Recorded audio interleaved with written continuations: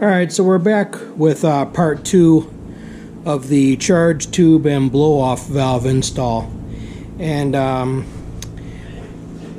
went ahead and pulled all 937 body clips off this center section, and I pulled the two T30s and two T25 Torx screws off the control center console.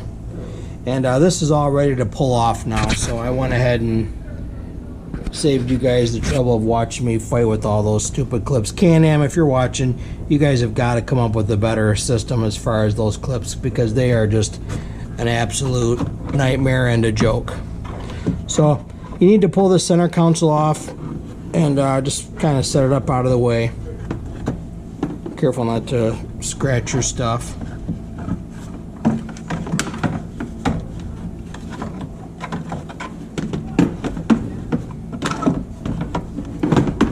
Okay, so I'll get that up out of the way after fighting with it like I just did. And then you're going to want to pull this off. Oh, hey, what do you know? Forgot a clip. So there's another one right there. Alright, we got the clip out. Now this thing should lift off, unless I forgot another one. So let's see what we got.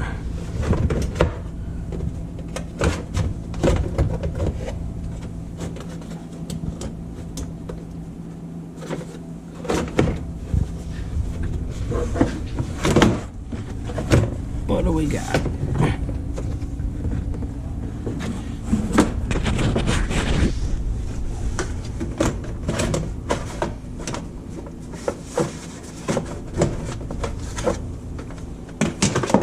There we go. Just caught on the shifter.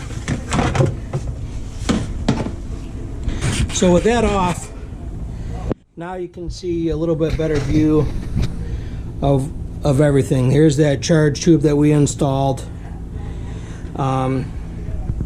Actually, it doesn't go right onto the throttle body like I told you. This actually has a mass air sensor, or a MAF sensor, which is right here. Then here's your throttle body right here. Intake plenum. And we need to tap into this. Now I've got kind of a unique part that I'm going to come over to the bench and show you. And this is pretty neat. A lot of the other kits, Evo and Power Tune and all them guys, they want you to actually tap into your intake and thread in a barb. And I came across this. This is from Alba Racing, and basically what this is this is a pressure tap, you know, where you can get for your boost gauge and also for your blow-off valve. There is a part on the intake that has a block off, and you unbolt that, and this bolts in its place. And no drilling, no tapping, nothing. I mean, it's a bolt-up thing, 20 bucks. I ordered it, paid with PayPal, and I had it in a couple days. I mean, this thing is awesome. So I'm gonna find out where there's supposed to be somewhere right around the shifter. I'm gonna actually find that, and then I'll show you the installation of this particular part. But yeah, I wanted to show you this. Anybody that's gonna do anything on a Maverick, and I mean, you might be able to use this on an X3 too. I'm not really sure. I know a lot of the stuff is real similar. But this particular one is marked for the XDS. So I would say that's 15, 16, and 17. The years 2015, 2016, 2017. This for sure will work for the turbo model Maverick. So let's find out where this thing goes. Alright, after a little bit of looking here, I found out basically that the location of where that tap goes is directly underneath the selector trim panel. So what you've got to do is you've got the first T30 was taken off in the front. Let me move this light here. You've got the T30 in the front, that I had already taken off to pull the main panel off, and then you've got one in the back you've got to pull off. You've got a jam nut underneath here that you need to loosen up, so then that way you can thread your lever off, or your handle, your shift handle. So you're going to want to pull this off, and then this will allow you to pull your shifter bezel off. Now, if we get down in there,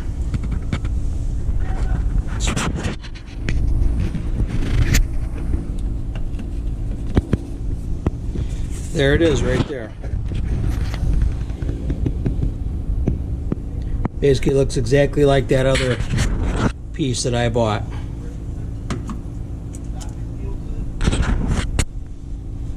So right there, we've got to pull this off, and then that other one goes in its place, and it has a it's basically that same part, but they threaded a little elbow in there, so you could actually do this yourself. You could make one, but for 20 bucks I'm not going to do that. I'll just buy it, and that way if I ever want to take this stuff off or whatever, I've got the original part that I can swap it back out.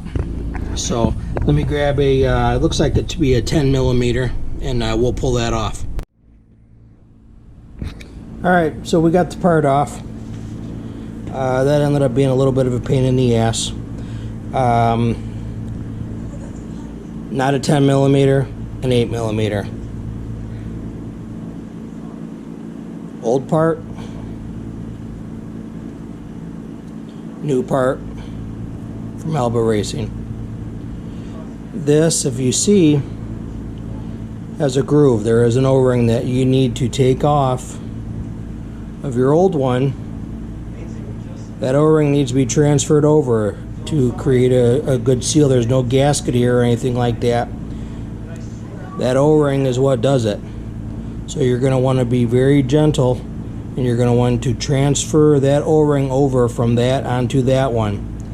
And then I would highly recommend using a little bit of dielectric grease or something like that to allow this new part to go back into the intake without any issues. If you see right there, it's got to slide down in there, and that's a very tight fit. You don't want to fight with that, and you don't want to take a chance on having this O-ring. They can catch and they can tear, or they can roll out. They can roll out of that groove. If it grabs on the outside wall, that O-ring can actually roll out of there and then get chopped up, and then that's going to be a vacuum leak, and it's also going to be a leak under boost. So you're going to actually lose boost. If it's a bad enough leak, you could actually lose performance. At the very least, it's going to have a vacuum leak, and it's going to run like shit at idle. So you got to be careful. O-rings and seal and stuff like that's very, very important. So I'm going to go ahead and transfer this over, and then we'll go ahead and put this back in. Alright, so what we're going to do here is I just got a little micro straight flat bladed screwdriver. We're going to get this O-ring out. Be gentle. You don't want to overstretch this because these things will break. If it's O-rings, they get old, they get brittle, and they don't have the elasticity, the flexibility that they do when they're new. So take it, roll it on there, make sure it's on okay, and that's it. This is ready to install. Now, like I said, I would get a little bit of dielectric grease and put it around this, and just to be safe. So let me grab that. Alright, so you're going to want to get a little bit of dielectric grease. Not a lot. Get you a little bit on your finger.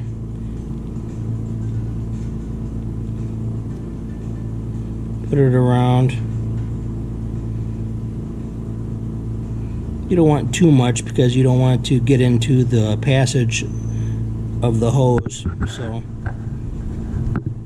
that's enough. Just enough. Nice easy coat all the way around. And like I said, I would use dielectric grease because oil or wheel bearing grease, things like that, that will break down O-rings over time, where dielectric grease won't harm them, and it still will allow it to slide easily. It adds lubrication, but it doesn't break down the O-rings. So I would use dielectric grease, or you could use Vaseline You know, you single guys, I know you got some Vaseline in your bedroom, so you can just go grab your tub and you could use that. But yeah, dielectric grease will work just fine. So now what we're going to do is we're going to go over and we'll put this on.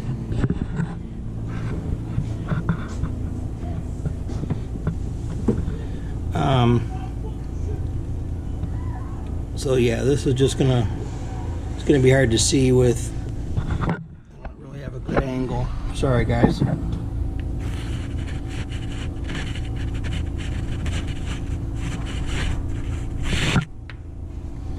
that wasn't too bad. So that's in place.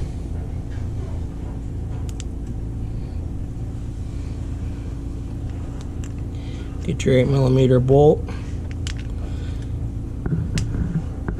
Start this by hand because this is these actually come factory, believe it or not. This portion of the intake down there is actually plastic. This is aluminum, then it goes into a plastic intake that feeds each cylinder head. And then what it has is it has a brass insert, so you don't want to take a chance on cross-threading anything when you're putting that back in. So I would get it started by hand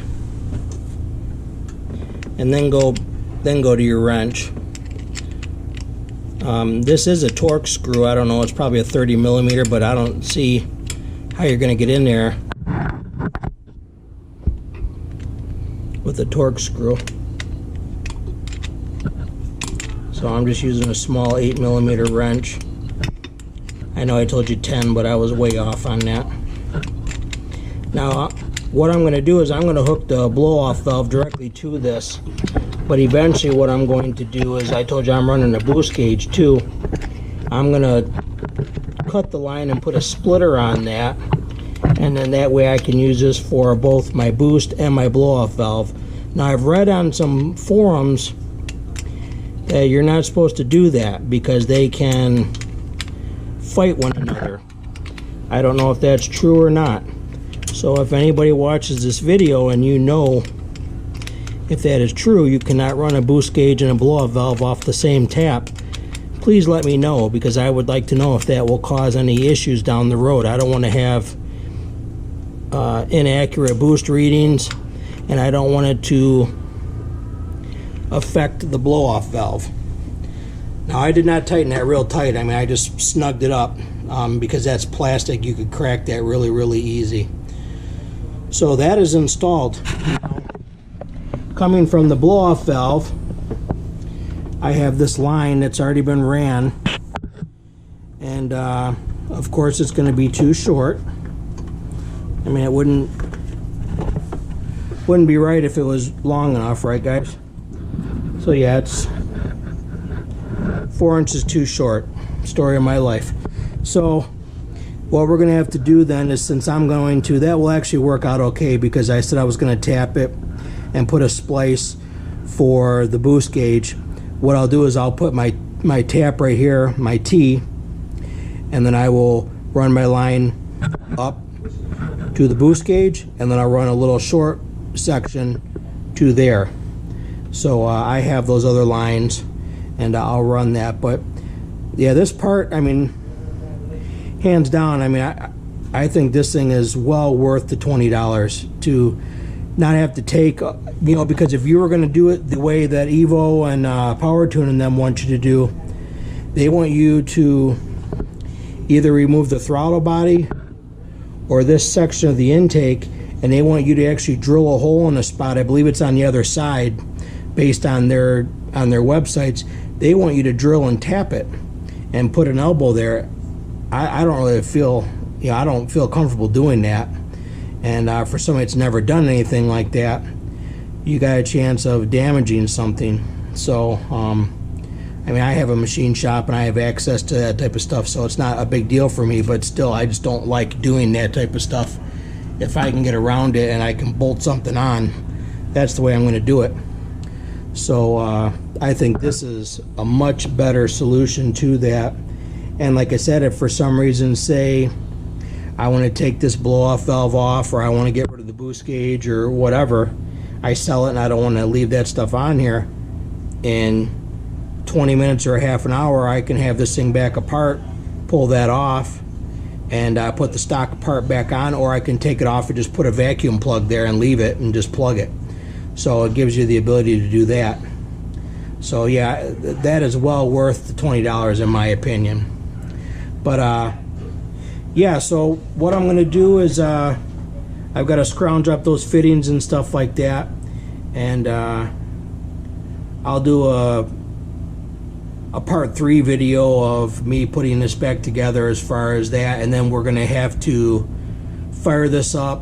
I'm going to have to adjust the blow-off valve. So what we'll do is we'll do a part 3 to this video, and that will be the completion of the installation and the adjustment of the blow-off valve. And yeah, so hopefully you guys enjoyed this video and you learned a little bit, and I was able to teach you a few things. And like I had said, if anybody knows about the sharing of that port with both the blow-off valve and the boost gauge, please comment below and let me know about that, because I'd be curious if that was just somebody on the forums talking out their ass, or if there was a legitimate fact to that, if there was some legitimate to that. So I'd be curious on that. Let me know. I don't see how it would affect anything. But hey, you never know. So yeah, if you know anything about that or you want to comment on that, please do. And like I said, like and subscribe. And if you've got buddies and stuff like that, please share my channel with them. I'm trying to build this channel and build my viewers and stuff like that, and doing something. I want to do things on here. So it takes you guys for me to be able to do that. So yeah, thank you for watching, and I hope you enjoyed it. And I will be back soon with part 3 of the blow-off valve, and we'll complete everything. So talk to you soon.